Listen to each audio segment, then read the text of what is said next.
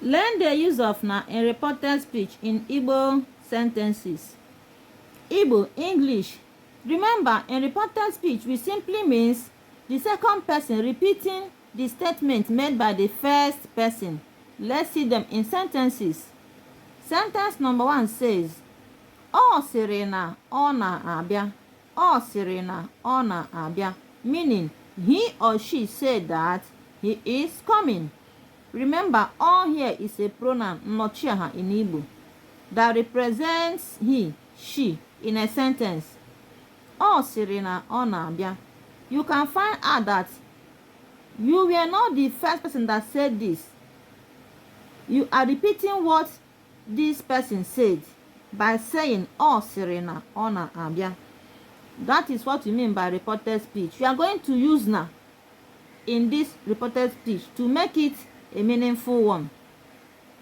Second example says, "Nne ego sịrị na ọ na-echu mmiri ugbu a."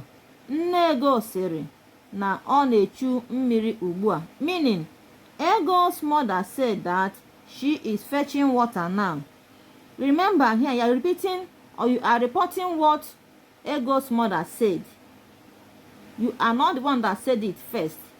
You are reporting the statement made by Ego's mother. We are going to add na to it. Nne Ego sịrị na ọ na-echu mmiri ugbu a. Another example, anụrụ m na ha ga-abịaghachi ọzọ.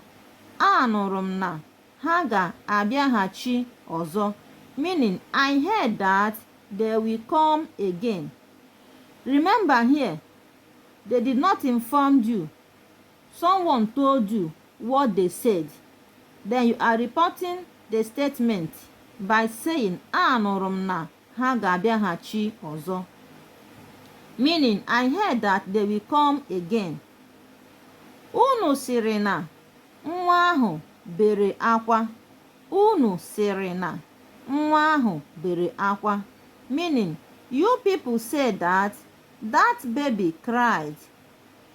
You are reporting the statement made by these people. Another example, Ego sịrị na ọ gwụla. Ego sịrị na ọ gwụla, meaning Ego said that it has finished. Here you are reporting what Ego said.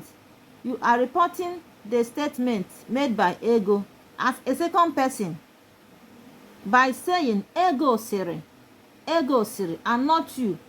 Ego sịrị na ọ gwụla. Ego said that it has finished. You can find out that we use the same color marker to identify same words, both in Igbo and in English. You can see na here. You can see it with green.